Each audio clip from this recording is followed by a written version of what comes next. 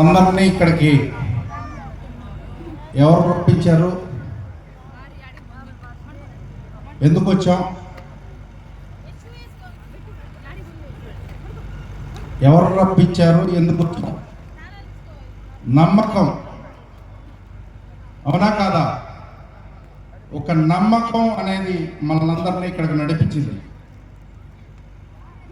ఆ నమ్మకమే ప్రభు అయిన యేసు.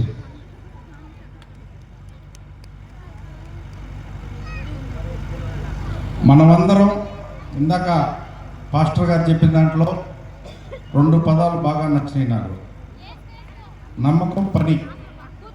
మనం చేసే పని మనం నమ్మకంతో చేసుకుంటా పోతే మనల్ని అదే నిలబెట్టింది.